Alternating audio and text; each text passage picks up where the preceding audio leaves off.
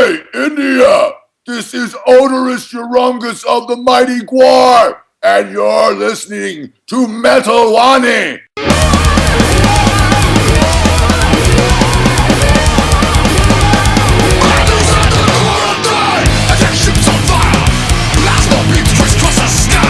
Mr. Oderus, how are you doing? Hello there, India. What the fuck? First interview I've ever done with India. I want to go there. Well, we're eagerly looking forward to catch you guys here. I don't know when it's going to happen, but whenever it's going to happen, it's going to be epic.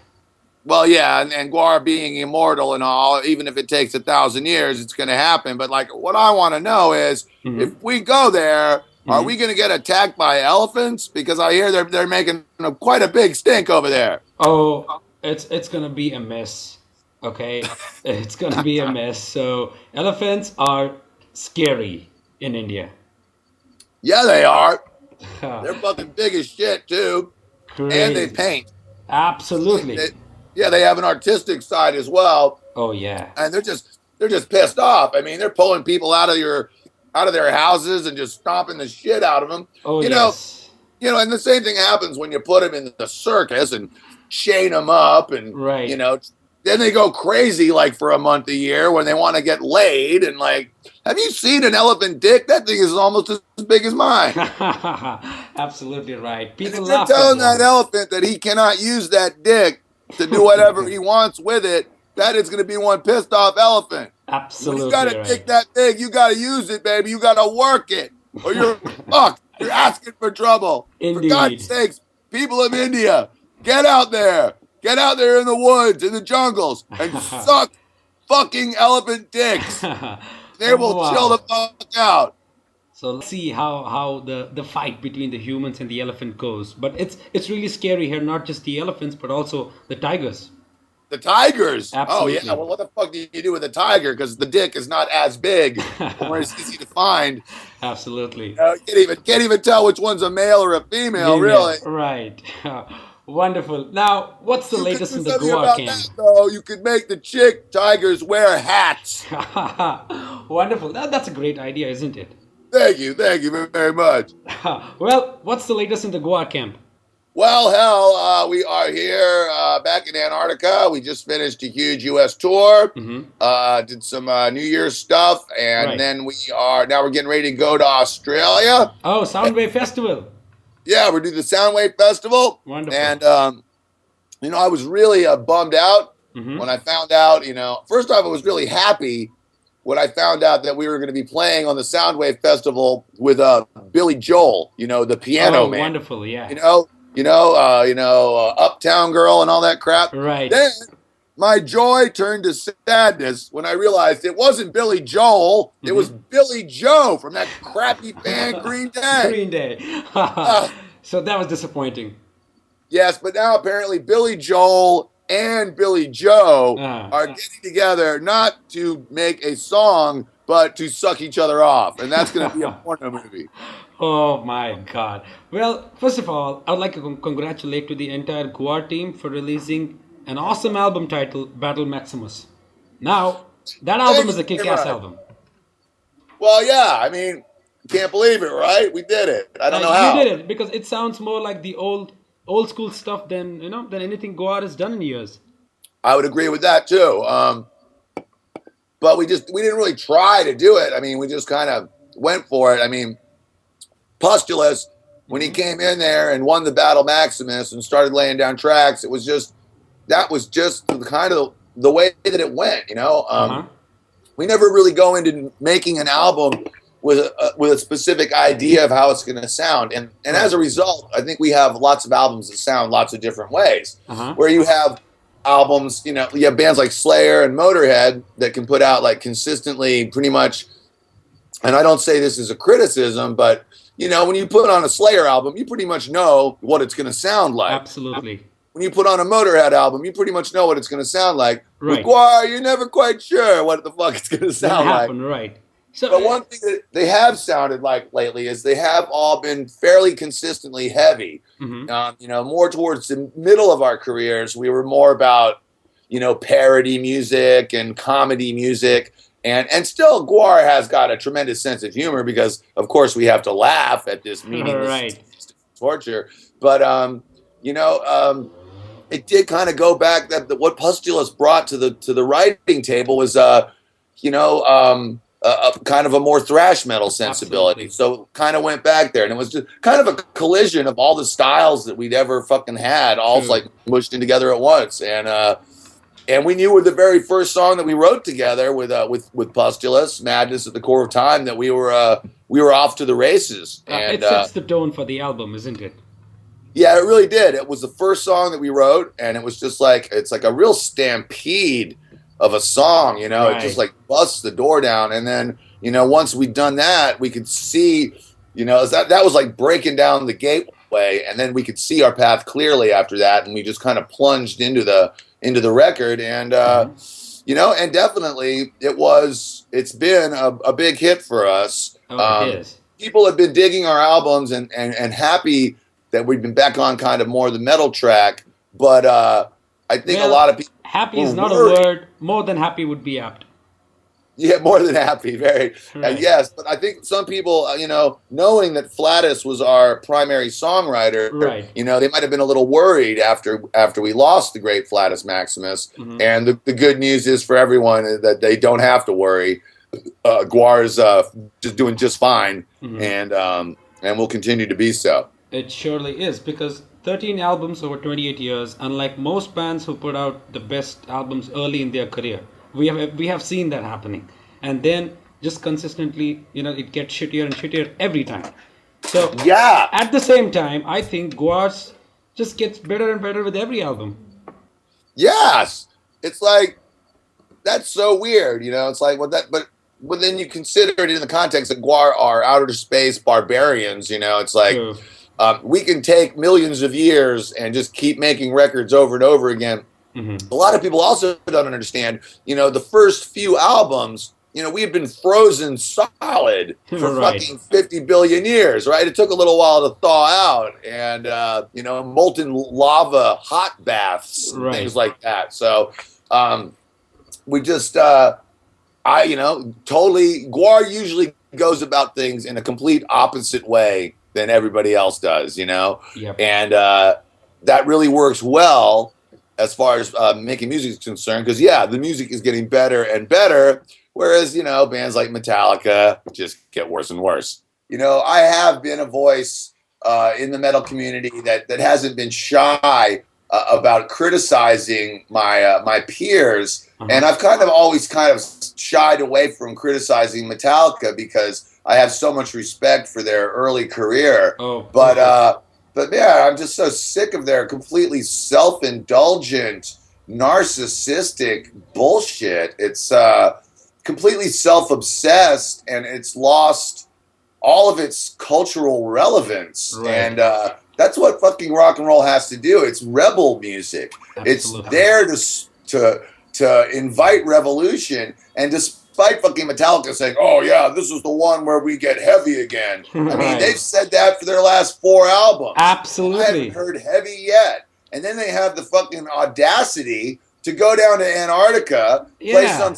play some stupid show, and don't even acknowledge that they're like, we're the first band to play in Antarctica. First of all, that's bullshit. Everyone knows Gwar's been there for millions of years. In fact, Absolutely.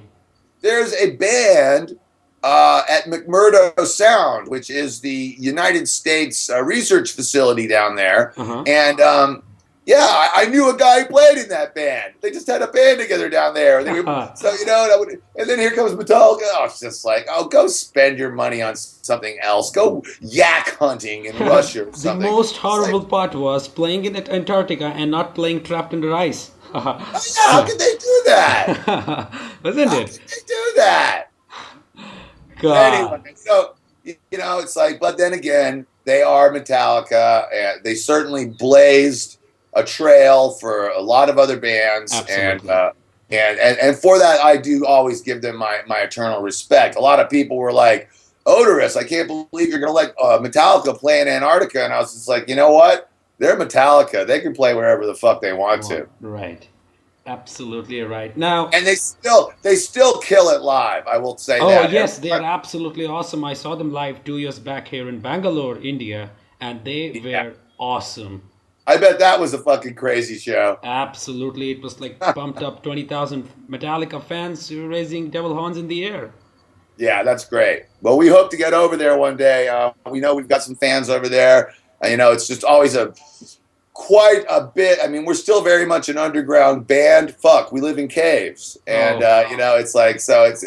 It's always a bit more of a I don't know a labor to bring Gwar everywhere. I mean, shit, we're finally going to Japan, Japan. Oh, and guys are playing in Osaka. that's taken freaking after Australia, we're going to go up to Japan, and Wonderful. that's taken freaking 28 years to sort out. So God knows how long it'll take us to get to India and fucking deal with the elephant problem. Well, you guys are immortal, so I'm sure it's gonna happen very soon.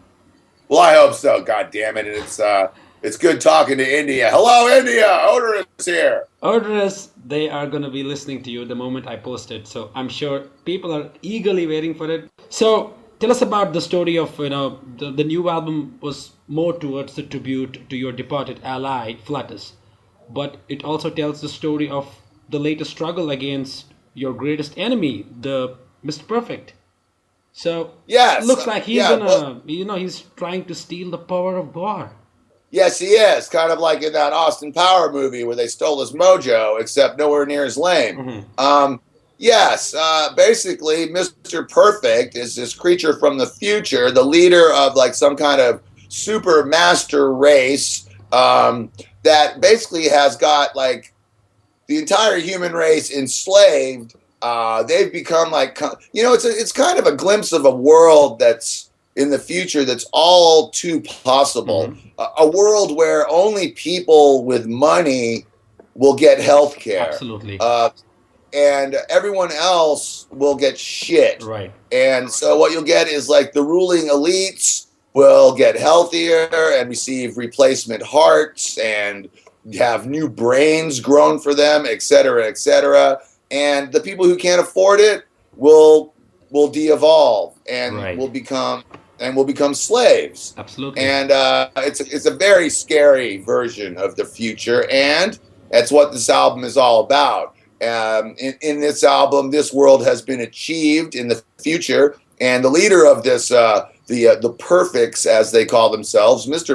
Perfect, right. is going to come back in time in order to steal Gwar's gizmoglobin, basically, the stuff that fills up my balls. Right. And he's going to use this to have the one thing that he can't figure out, which is eternal life. Right. And of course, we're not going to stand for that. We've always been, heroes of the downtrodden masses. Absolutely. We're definitely a working person's band. Definitely very much a blue collar metal band.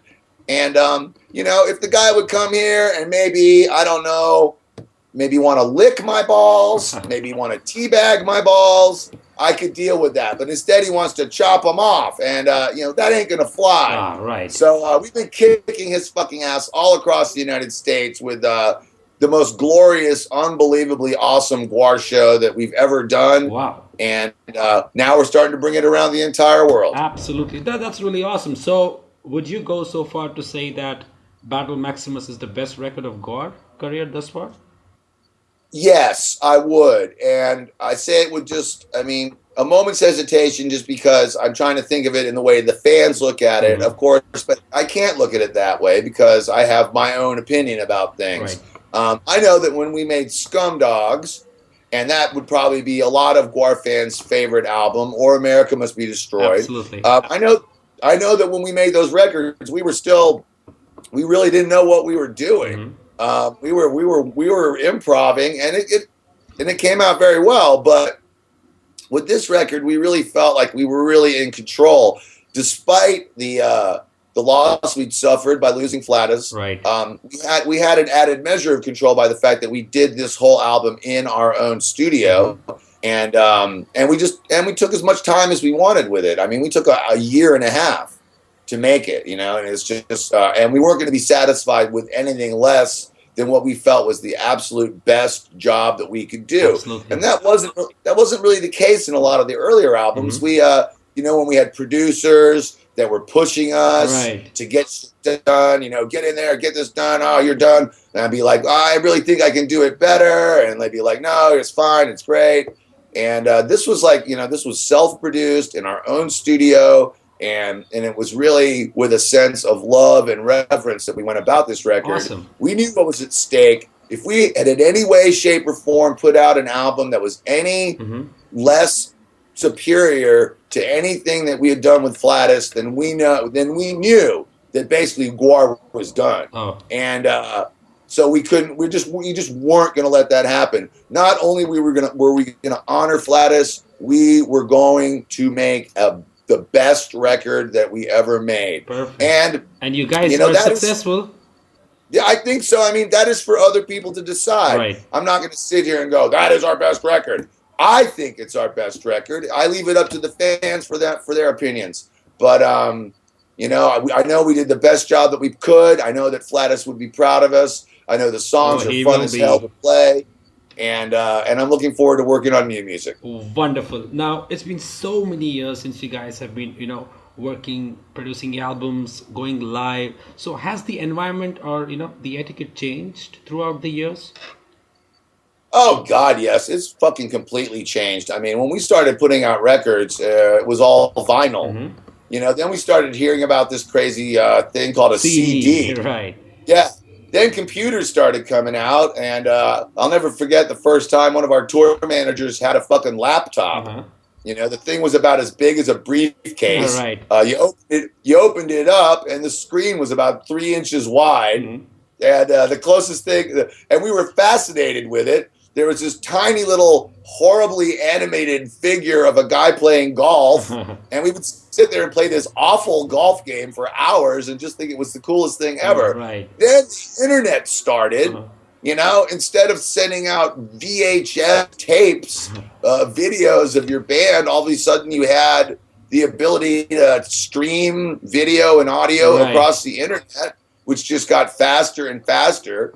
And so, and that makes me feel good. It's like Gwar has weathered all of those changes. There's so many different things have happened in music and technology. Absolutely. And it's really a great time, and the reason a lot of those things happened was because of Gwar. Just the fact that Gwar has reawoken upon your world, the whole evolutionary pace of the human race has stepped up. And you look back at the last 75 years or so, or 100 years, we got World War I, we got World War II, we got the atom bomb. Everywhere in the world. Everywhere there's just crazy things going on. We've got freaking the rise of the internet. We've got man on the moon. We've got the horrible Facebook. Horrible Facebook. You've got 911. You've got the what I like to call the Third World War. It's not World War III, but it's the war that the major European powers have managed to transplant out of Europe and spread around the rest of the world to places like Africa, places like Central and South America, places like the Middle East, places like Indonesia. And it's just yeah, sure, there might not be as many people getting killed in the Battle of Stalingrad, but everywhere there's constant fighting, constant bickering. And as long as I've been alive, for all the changes that there have been, there's one thing that stayed the same. Everybody still wants to kill each other. That's a solid statement. Now, since you're talking about what's been happening from so many years, now, what do you think of the whole, Miley Cyrus thing, and her awesome dancing, which is happening? I thought, the only thing I was shocked about with that was the fact that people were shocked. Right. I mean, come on. This is a girl who grew up in that Hannah Montana Disney kind of thing. Right. But she's still exposed to all the debauchery of Hollywood. And these people, they drop dead of drug overdoses all the freaking time. And so she comes out on stage, radically changes her image, shakes her ass around a bunch, sticks her tongue out. And honestly, people are upset about that. All the shit that's going on in the world right now. And honestly, people are fucking upset about Miley Cyrus shaking her ass around. Disaster. You know, it's just like that. That to me was just completely retarded, and it's also an example of how the powers that be use stuff like that Right.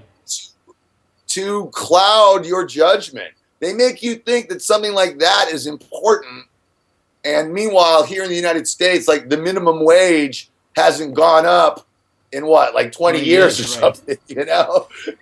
While they're getting away with fucking murder, literally Seriously. getting away with murder, they're making you upset about Miley Cyrus. So, that made me want to fucking barf. Absolutely. But what would you do if she twerked on you? I'd twerk the shit out of her back and she would die. Ah, There's no human being that can survive a sexual encounter with Gwar. absolutely. Yeah, that's why I like to have sex with animals. People are always like, Oderus, why do you write songs about fucking animals? I'm like, because animals are the only creatures that can survive sex with me. Wonderful. So some solid statements out there. Yeah, I mean, it's like I like fucking elephants, but the ones I get my hands on are usually ones from zoos or circuses, and they're pretty pacified and drugged out. I need to get out into the Indian wilderness and fuck me some wild elephants. Right. But honestly, my biggest sexual fantasy is to fuck a goddamn blue whale. I really do believe a blue whale's vagina would be big enough for my cock. And it's going to be deep enough as well. Big, deep, wide, it'll be beautiful. Absolutely. But they're hard to find. You humans have done a good job of scaring those fuckers off. It's almost like their instinct. I mean, we're not able to find them anywhere. We just have to travel shitloads of miles just to find them.